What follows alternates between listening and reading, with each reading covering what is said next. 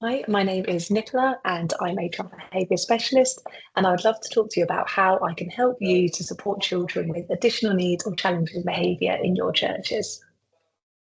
So, what we're hearing from churches is that they really want to enable effective discipleship for children with additional needs or challenging behaviour, but they're experiencing a variety of barriers to this. And this looks different for different churches.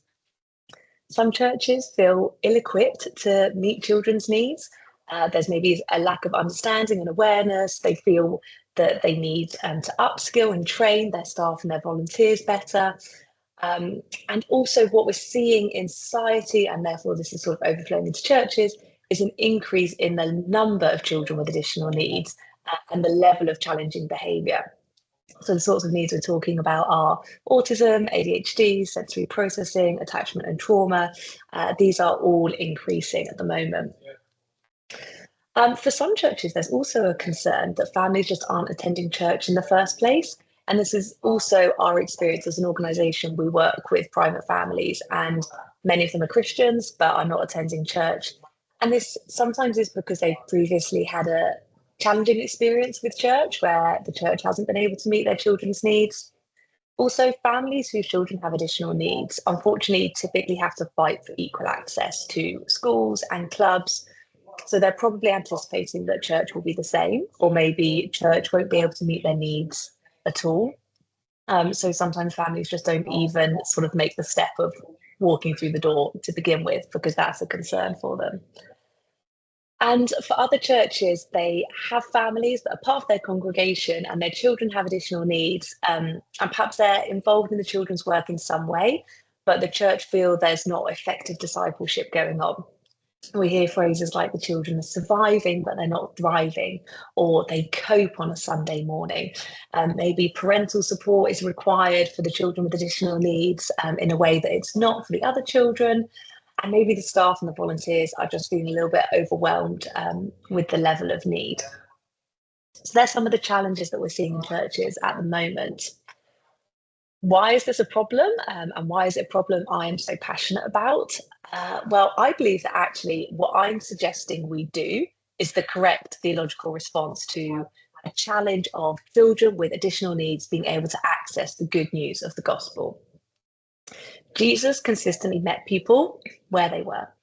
He didn't expect them to fit into a certain mold.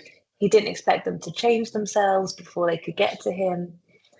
So, what I'm suggesting that we do here, for me, is really biblical. It's the outworking of the Good Shepherd. I'm encouraging you and hopefully equipping you to go after the one. Families are really in need.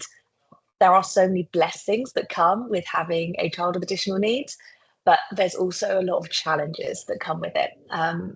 People often say it takes a village to raise a child. This is never more true than when you have a child with additional needs.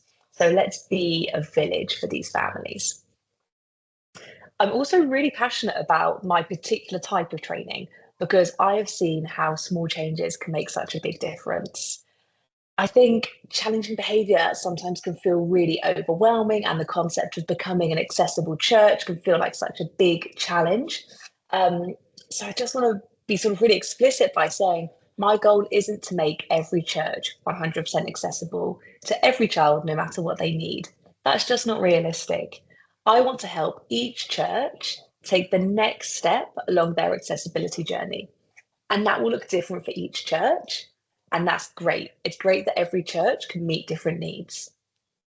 What our training does is it focuses on practical changes and has a real emphasis on what you can do. So, looking at what you have in your hand, like what are your resources, what children can you accept, what needs can you meet, and I might give you some suggestions on how you can get to the next step. So, what do I think the solution is? Well, my primary recommendation is a 2-day training course facilitated by a diocese. So, this is for children and maybe youth workers. And it's 2 consecutive days. First day is focusing on behaviour and additional needs. So, we're going to unpack what are these additional needs that I sort of touched on briefly at the beginning. Why do children behave the way they do? I'm going to give guiding principles, things that I recommend are put in place all of the time for the benefit of all children to encourage a positive environment and the behaviour that we want to see. And I also give a toolkit to respond to the more challenging behaviour and maybe some of the behaviours we don't want to see, such as meltdowns. And then day two is really practical, looking at rotas, looking at engaging with staff team. We do things like role playing. If a new family join the church and they come in and say X about their child, how do we respond? What's the right language to use? How do we make sure they feel loved and welcome? But also, how do we make sure that our volunteers aren't feeling overwhelmed? So, working out that balance. We also offer training sessions. So, these are maybe more appropriate for all volunteers that work with children and young people, or clergy or staff members. And we can cover a variety of different topics, and this can be online or in person. These are usually sort of 1 or 2 hour courses. And finally, we offer coaching for individual churches. So this is more mentoring, guiding, and consulting in the implementation of the training. Or we can also come and troubleshoot a specific child or a specific need that a church has and talk you through your challenges. Our fee for this work is usually between £100 and £200 an hour. So a little bit about me. My formal training is as a Norland nanny, and I have a first class degree in early years development and learning. For over 15 years now, I've been working with children with additional needs and challenging behaviour.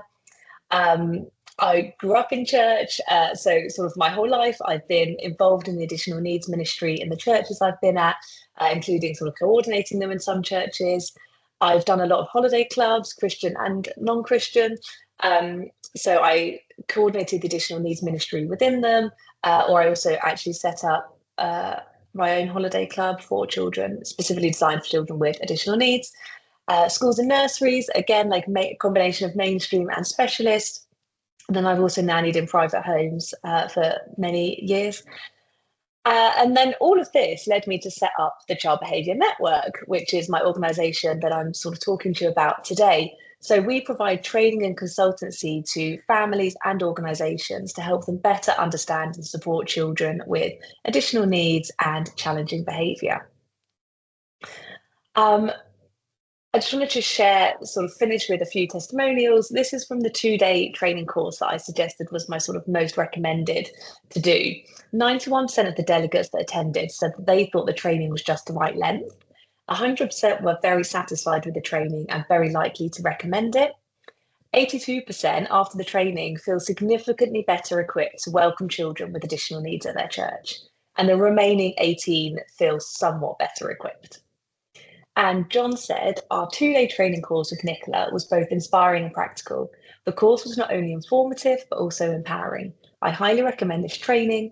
Every child and every church should have the chance to benefit from these essential ideas and approaches. So what's the best next step?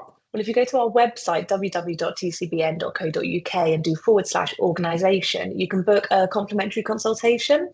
So we can have a phone call or a video call, and you can tell me a little bit about what your needs are and what your hopes and aspirations are for my involvement. And we can come up, and I can sort of give you some suggestions of what I can do, and we can come up with a plan. Or feel free to email me directly, nicola.rayner@tcbn.co.uk. Thank you so much for your time, and I really look forward to working with you.